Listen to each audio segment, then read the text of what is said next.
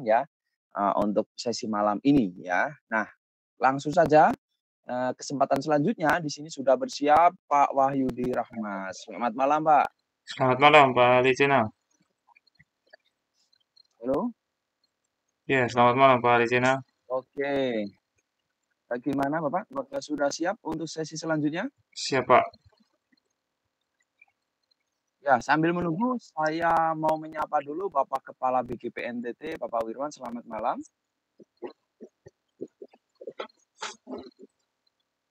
Ya, belum respon, sepertinya beliau juga masih fokus di room sebelah sepertinya. Baik, langsung saja mari kita lanjut karena Bapak Kepala BGP sepertinya juga masih sibuk, tapi masih membersamai kita di sini di room ini itu ada. Nah, kita kembali lagi ke Pak Wahyudi. Silakan, Pak. Baik, terima kasih Pak Ali Zainal untuk waktu yang telah diberikan. Baik, Assalamualaikum warahmatullahi wabarakatuh. Salam, selamat malam, Om Swastiastu, Namo Buddhaya, Rahayu. Untuk kita semua, terima kasih sudah menyempatkan hadir dalam webinar kami para sahabat pembatik pada malam hari ini. Jadi saya juga dalam kesempatan pada malam hari ini menyampaikan terima kasih kepada para MKKS yang telah memberikan pemberitahuan kepada guru-guru agar bisa hadir pada webinar pada malam hari ini. Terima kasih juga untuk Pak Charles Kore Malhere yang sudah menyempatkan waktu untuk bisa membersamai kami. Ya, saya akan share screen di sini. Materi yang akan saya bawakan pada malam hari ini adalah pemanfaatan aplikasi Articulate Storyline untuk membuat media pembelajaran interaktif. Apakah sudah terlihat? Baik. Ya, di sini nama saya adalah Wahyudi Rahmat dan saya adalah sahabat teknologi tahun 2023 dari SMK Negeri 2 Kota Kupang. Saya juga akan membahas pada kesempatan kali ini yaitu apa itu Articulate Storyline. Bapak Ibu di sini mungkin sudah ada yang pernah mendengar, tapi bagi yang belum pernah mendengar, Articulate Storyline adalah perangkat lunak e-learning authoring tool yang memungkinkan kita membuat modul e-learning interaktif dengan cepat. Articulate Storyline ini juga mendukung pembuatan kursus online, simulasi, dan modul interaktif dengan berbagai elemen multimedia. Jadi sebenarnya Articulate Storyline ini mirip dengan PowerPoint, tetapi dengan kemampuan yang di-upgrade atau ditingkatkan. Sehingga mempermudah kita untuk membuat yang namanya media pembelajaran interaktif. Nah, ini adalah beberapa fitur utama pada Articulate Storyline 3, yang diantaranya pertama, pembuatan konten interaktif.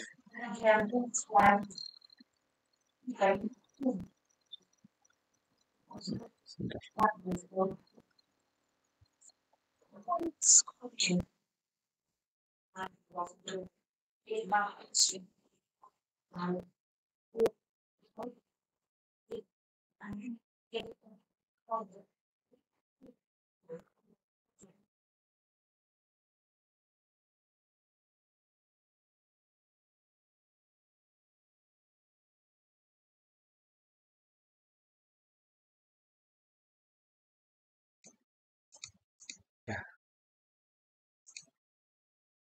Jadi fitur utama dalam pembuatan dalam Articulate Storyline ini adalah pembuatan konten interaktif, yaitu bisa menambahkan elemen seperti gambar, teks, video, pertanyaan ujian, dan survei.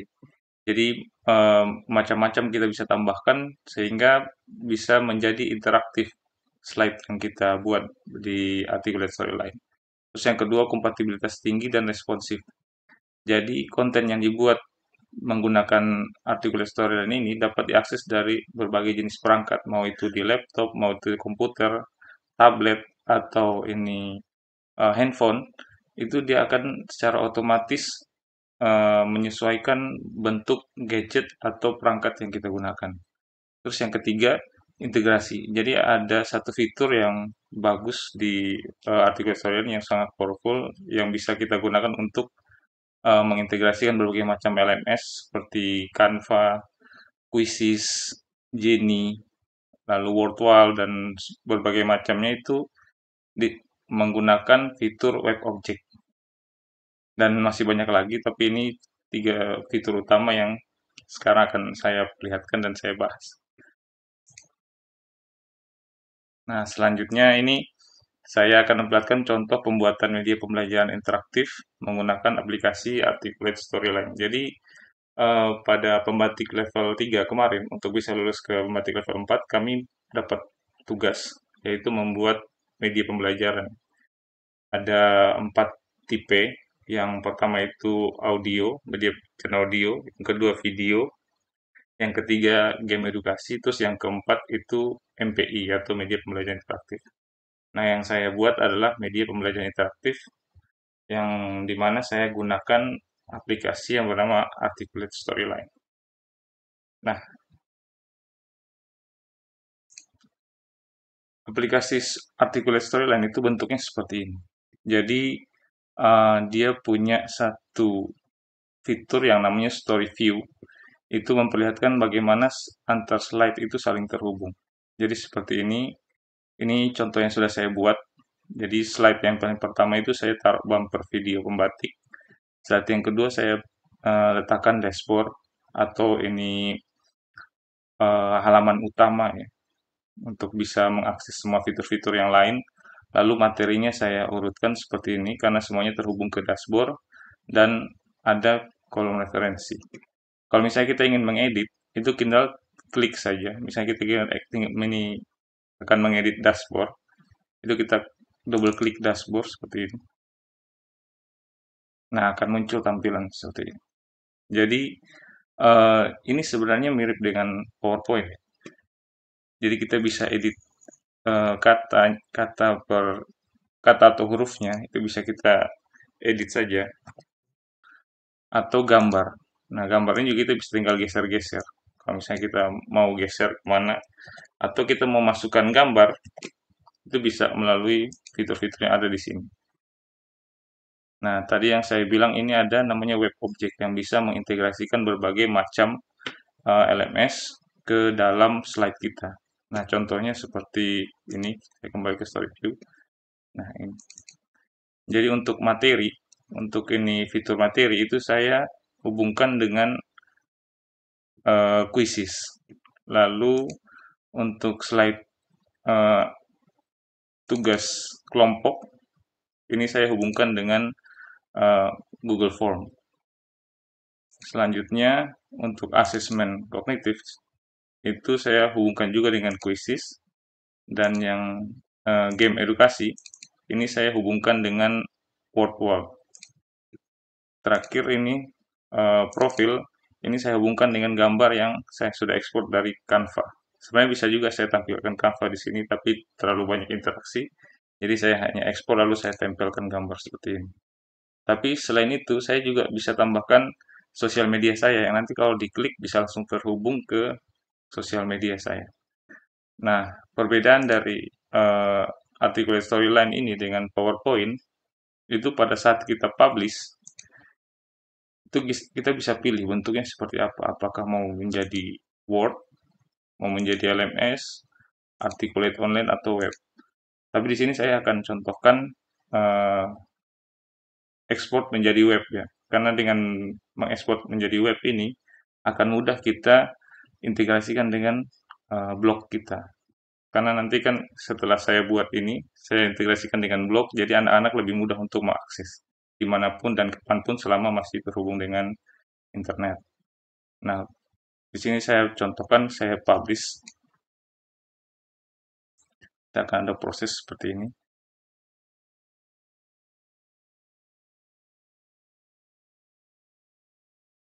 Kita tunggu beberapa saat ya.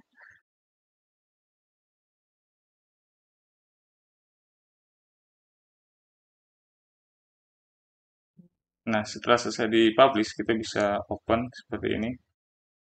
Nanti akan muncul di Windows Explorer kita. Ini kita tinggal jalankan yang namanya story.html ini. Nah, tampilan seperti ini begitu saya klik play.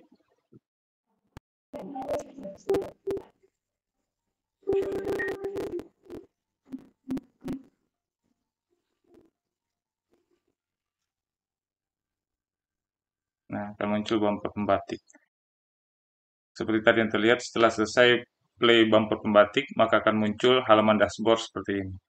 Nah, halaman dashboard ini fungsinya sebagai halaman utama untuk mengakses semua fitur yang sudah saya siapkan. Jadi misalnya untuk materi belajar, begitu nanti anak-anak klik materi belajar, maka akan otomatis terhubung dengan Quizzes. Jadi misalnya mereka klik Play Now, akan muncul tampilan seperti ini. Nah, ini adalah materi yang saya sudah siapkan melalui platform Quizzes. Mereka kalau ingin membaca materinya tinggal mengklik next slide seperti ini.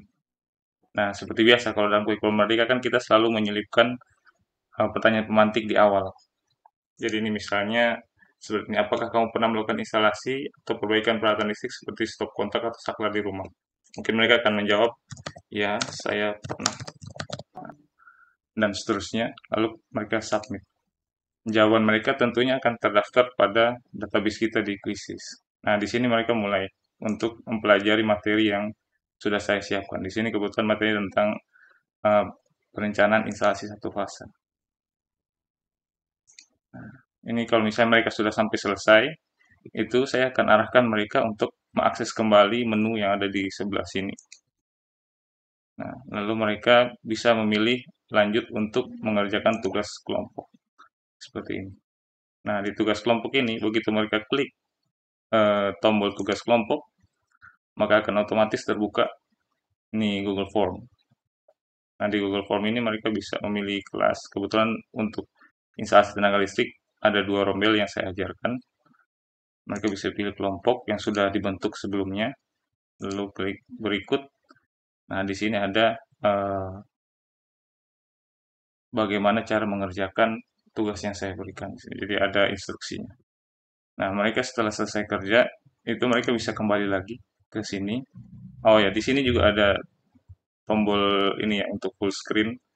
Jadi biasanya kalau di handphone supaya tidak terganggu dengan ini taskbar di atas atau di bawah, mereka bisa full screen. Jadi tampilan layarnya akan penuh seperti ini. Setelah selesai mengerjakan tugas kelompok, itu mereka akan lanjut mengerjakan fitur asesmen kognitif. Nah, di sini saya integrasikan dengan uh, Quizzes juga, tetapi bukan dalam bentuk slide, tetapi dalam bentuk games. Jadi misalnya di sini contohnya, ya namanya Arianto ya. Terus mereka begitu mereka klik start, maka akan muncul soal-soal yang berhubungan dengan materi yang sudah mereka pelajari sebelumnya tadi. Nah, di sini saya juga setel KKM-nya adalah 90%. Jadi mereka akan menjawab pertanyaan-pertanyaan yang muncul. Contohnya seperti ini. Jika mereka menjawab dengan benar akan muncul hijau seperti itu. Nah, di Quizzes itu selain pilihan jawaban pilihan ganda, ini juga bisa seperti ini. Jadi kita bisa meminta anak-anak untuk melakukan inputan berupa gambar. Jadi di sini instruksinya adalah pada gambar bagian tabel berikut, manakah yang merupakan fasa menurut PIL 2006? Ya, jawabannya benar adalah fasa yang ini ya, yang merah. Jadi mereka bisa lingkari di sini untuk menjawab. Lalu mereka submit untuk mengirimkan jawaban mereka. Dan ada pertanyaan selanjutnya, ini juga bisa dalam bentuk tebak kata. Pokoknya ini. Nah, seperti itu.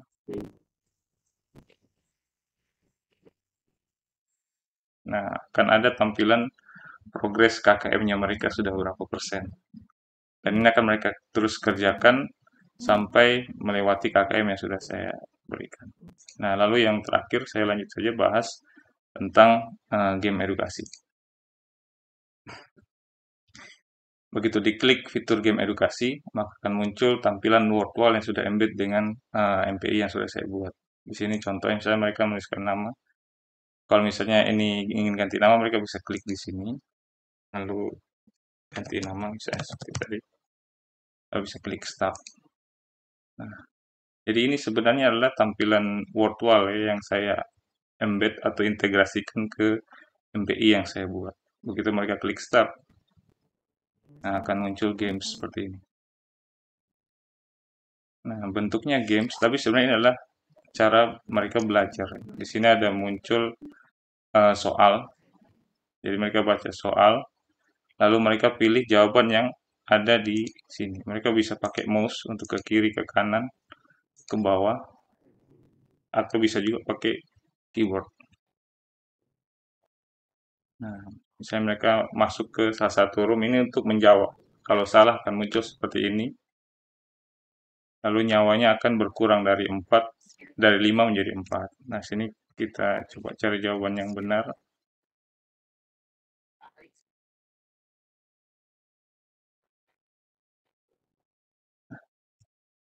Seperti ini. Nah, jika jawabannya benar, maka dia akan lanjut ke soal berikutnya. Nah, soal berikutnya ini akan lebih sulit. Musuhnya akan lebih banyak dan waktunya juga di sini akan terus berkurang. Ya, kurang lebih seperti itu. Lalu selain itu juga ada profil kreator. Ini yang tadi saya bilang terhubung ke Canva. Ini kalau misalnya saya klik di sini, nah ini langsung terbuka sosial media saya. Jadi mereka bisa juga terhubung langsung dengan saya. Ada Facebook, ada Twitter. Nah, salah satu kelebihan dari MPI yang kita buat dengan articulate storyline itu kita bisa hubungkan dengan blog. Jadi di sini saya contohkan blog saya seperti ini. Ketika mereka sudah masuk ke blog saya, ini mungkin saya copy juga ya. Saya taruh di chatroom.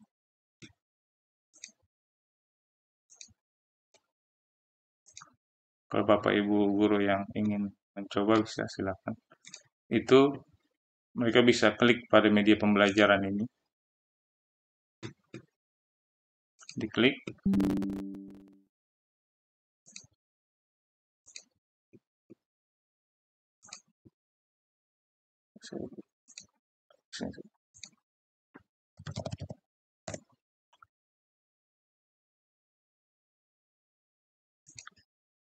Nah, maka akan terbuka tampilan blog seperti ini. Nah, di sini ada instruksinya. Nah, tampilan ini juga akan sama apabila mereka menggunakan handphone.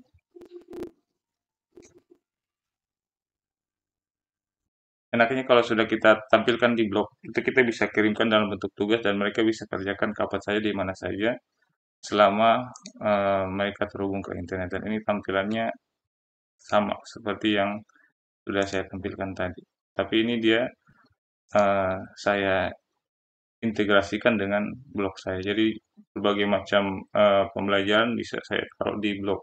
Kalau kita menggunakan MPI yang kita buat dengan memanfaatkan fitur pada articulate storyline. Nah, seperti tadi saya bilang, pada game edukasi, lalu tugas tugas kelompok dan asesmen komunitas tadi itu kan terhubung ke platform Quizzes. Nah, itu kita bisa lihat hasilnya. Jadi di sini kan yang untuk pengerjaan eh, asesmen kolektif yang tadi terhubung dengan Quizzes, itu hasilnya akan terekap dengan baik di Quizzes seperti ini. Ini saya sudah pernah coba berikan pada siswa dan mereka sangat antusias ya. Jadi mereka ada yang belum berhasil sampai 100%, itu mereka coba lagi sampai 100%. Saya selalu arahkan coba baca ulang kembali materinya. Lalu untuk yang games tadi itu seperti ini. Jadi saya buat di worldwall.net. Kita bisa lihat di bagian result sini. Nah, pada saat nanti mereka mengerjakan, itu bisa kita lihat di sini. Dan mereka juga akan melihat papan skor mereka itu berapa. Lalu mereka akan saling berkompetisi supaya bisa menjadi yang paling atas. Dan ini sangat memotivasi peserta didik ya. Jadi mereka kalau era-eranya sekarang itu kan sukanya main games. Jadi kita arahkan mereka tetap main games tapi juga belajar. Seperti itu. Iya.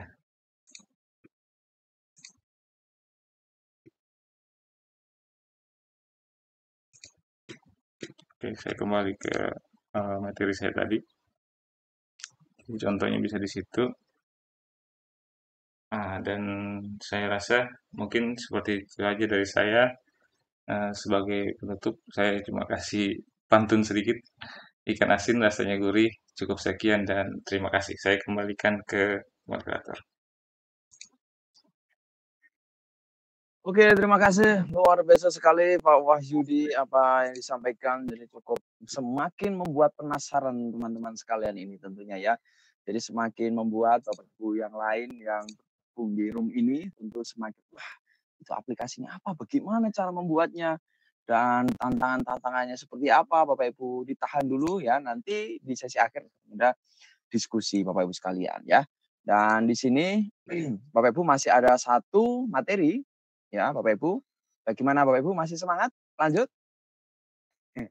Boleh dihidupkan mikrofonnya bagaimana Bapak Ibu masih semangat malam ini? Apakah atau mungkin Bapak Ibu sambil minum kopi, sambil menyiapkan minum kopi, makan kacang goreng. Wah, terima kasih semangatnya luar biasa sekali Bapak Ibu sekalian ya. Baik,